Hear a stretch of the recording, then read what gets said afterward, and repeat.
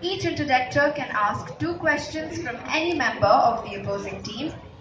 Each speaker can be asked only 1 question and no cross-questioning is allowed. In case there is no interjection, the speaker shall be awarded full points for rebuttal. Duration of the debate for each participant is 3 minutes, with a warning bell at 2 minutes and 30 seconds. Negative marking would be done for exceeding the time limit. No expression shall be accepted which is offensive, personal, or defamatory in nature. The decision of the judges will be final and binding. Globalization is the free movement of goods, services, and people across the world in a seamless and integrated manner. Globalization can be thought of to be the result of the opening up of the global economy and the increase in trade between nations. In other words, when countries that were hitherto closed to trade and foreign investment open up their economies and go global, the result is an increasing interconnectedness and integration of the economies of the world. However, not everyone is willing to support globalization, as it might have some serious repercussions on local economies. Our enthusiastic participants will now put forth their arguments in favor or against the motion, globalization is good for the economy. So without further ado, let's call on stage our first speaker for the day, representing Team A.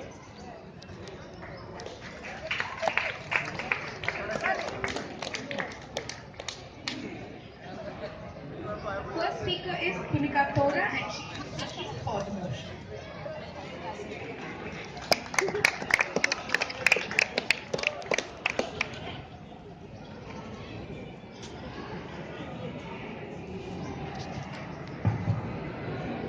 Farmers now move in cars, who were on bikes, and many on bikes who were on cycles. Maximum number of Benz cars are sold in Punjab, which is the food-growing bowl in India.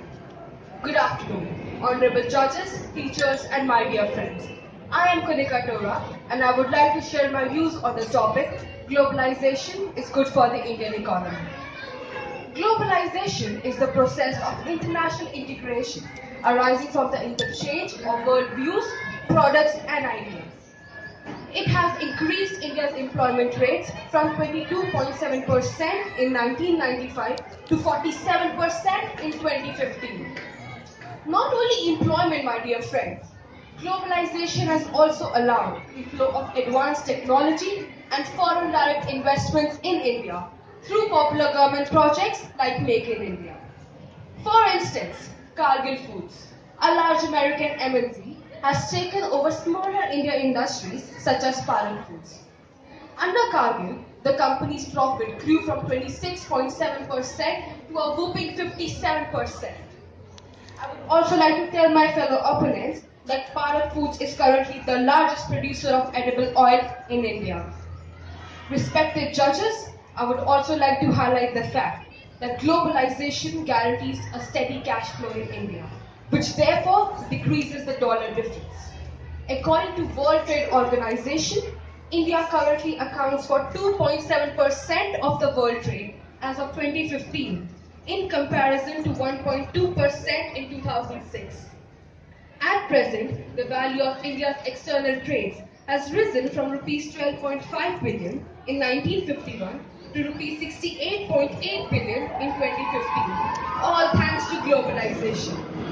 I would like to bring home the fact that no generation has had the opportunity as we have now to build a global economy that leaves no one behind. Yes, globalization is a wonderful opportunity and we must make complete and best use of it. Because when trade stops, war comes. In the end, speaking of globalization, I can't help but to quote Shashi Tharoor. Consider the death of Princess Diana. This accident involved a British citizen eloping with an Egyptian man crashed in a French town, driven by a Belgian who was drunk on Scottish whiskey, followed closely by Italian paparazzi on Japanese motorcycles, and finally treated by Brazilian medicines by an American doctor. Ergo, globalization is unavoidable. Thank you.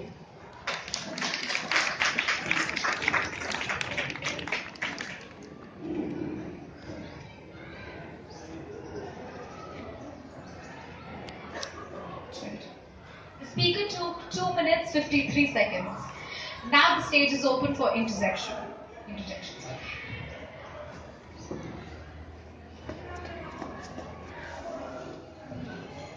Thank you. I would like to begin by saying, great speech. If a statue could talk, that's how it would sound. So my question to you is that you talked about how endless liberalization will have a perpetual growth for our country. However, that approach is downright delusional. For the Baltic regions adopted this very approach and they recorded double digits negative growth in 2009 and their economy is yet to recover. How can you say that an intense form of globalization will not have the same effect on our country? Thank you for your question. If we believe that we stop all the globalization in our country and we just stick to our cottage industries and all, okay, we can do that. But where would we find the technology and capital in India? Also, we are not in a state of having a closed economy. Yes, maybe this globalization has had negative effects in some of the regions, but I do believe that in long run, it is going to increase the GDP of a country, as I mentioned in my speech. Thank you. But I can't cross questions, so alright. Next we have Anushka Jha from Team A and she will be speaking against the motion.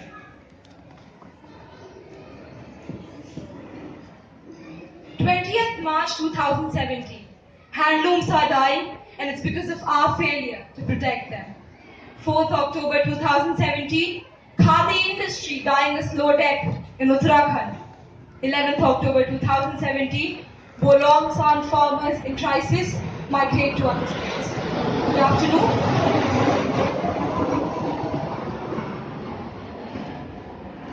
Today I, Anushka Jha, would like to express my views against the given topic. Globalization has always been very fascinating, hasn't it? Be it the multitude of job opportunities it offers, or the prospect of being connected to every single corner of this now very small world, globalization undoubtedly seems like the savior in these dark times of recessions and stock market nosedives. However, the situation is not nearly as perfect as it appears at first glance. As the news headlines mentioned previously suggest, globalization is slowly but surely ensuring the demise of various indigenous industries. It has given big firms to exploit the population of a developing nation like ours, use all the numerous tax concessions and malleable labor laws in their own sole benefit. Barriers on trades of goods and services have been brought down to historic lows today. But the one market where developing nations, where poor nations have the chance, have an abundance, the cheap labor market, has remained untouched during in the entire liberalization era. Moreover, globalization was initially meant to challenge the upcoming Indian industries in a healthy environment, but it is now suffocating them. Take, for instance, the example of the salt farmers in Bolang Panchayat in Odisha, an industry which had been the primary source of income for 500 rural families for nearly a decade, is now going into decline due to lack of government support and widespread use of packed iodized salt. Moreover, globalization has led to an exponential increase in human trafficking and hence modern slavery. India has the dubious distinction of being the #1 country in the world with the highest number of people suffering from modern slavery, with 18 million victims of forced labor, including prostitution and begging no less. In the end, at this point of time in history, the cons of globalization clearly outweigh its pros not only in India, but in the entire world as a whole. Since, as political activist Ralph Nader once said, the essence of globalization is the subordination of rights, of human rights, environmental rights, consumer rights, and most importantly, democracy rights. The rights which our country stands on, to the imperative of global trade and investment. Thank you. Globalization is real. It will determine our future and that of the generations to come. First of all, let us focus on today's topic. The board right behind me states globalization is good for the Indian economy. As far as the numbers go, about 70% of India's population is into agriculture either directly or indirectly. Yet, agriculture and its allied sectors such as poultry farming or dairy farming or fishing contribute to a dismal 13.7% of India's GDP. And what is ironical is that in singing praises of globalization, my counterparts, sorry,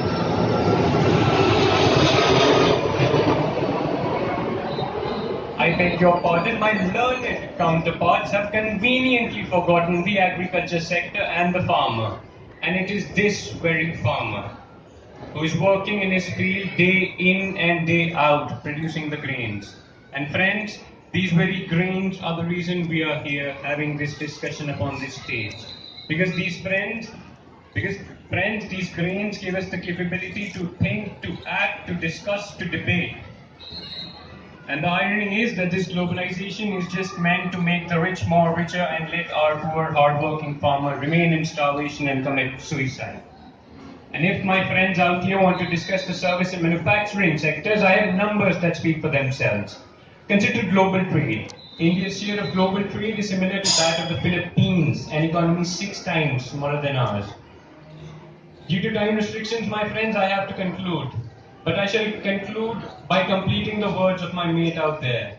She said, "No generation has ever had the opportunity as we have now to build a global economy that leaves no one behind. It is a wonderful opportunity, but also a profound responsibility." Thank you.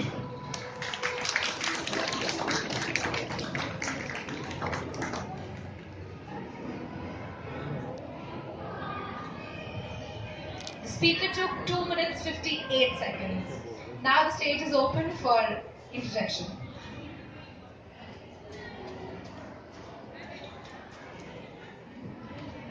Good afternoon once again. I would like to question that you mentioned the statistics that 70% of Indian population is included in agriculture. Rather, it has gone down to 50%, around 50%. Plus, you also, if you see that for biofuels and everything like that, India is actually importing agricultural stuff for all these technologies. So, what are your views on it? First of all, my dear friend, thank you so much for your question. You overheard me. Now, since you want me to repeat it, I said either directly or indirectly. 70% of India's population into agriculture, either directly or indirectly. The numbers you're giving me is for the percentage of population into agriculture directly. Now, coming to your second question, could you just please rephrase your content? I don't get it. Just rephrase it for me. I said that for biofuels and other technologies, India imports agricultural goods from outside. So you said that not. You see, you again overheard me. I am telling everybody out here that globalization is the future. It will determine our future and that of the generations to come. I am not abandoning the idea of globalization. I just want it to work with a proper infrastructure because it is a huge responsibility. We're not talking about just agriculture or the biofuel imports out here. We're talking about the future of India. It is a huge responsibility, and my friend, India kicked the bucket once when the very torchbearers of globalization came into this land in the name of globalized trade, the EIC. Let's not kick it twice. All I'm saying is infrastructure, proper plans, and then we shall proceed with globalization because it is the future. Isolation, we have the bomb guy with us. We know what he's doing. So globalization is the path ahead. Thank you. Indeed, a very clear-cut case of going back a much more educated person today. Very, very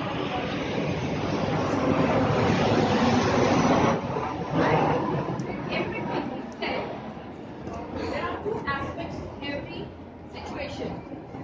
In this case, you mentioned a middle path, but a middle path which is taking into consideration every aspect of the situation. Globalization is definitely the way of the future but it should cater to the rural aspect as well as the urban aspect. The major problem that I saw is that we are looking at it from the perspective of the urban purview only.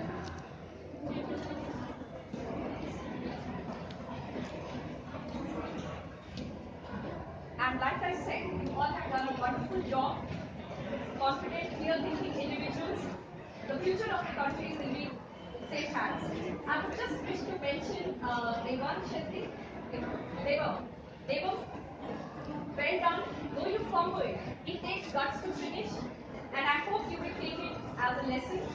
And well done. I would definitely commend you.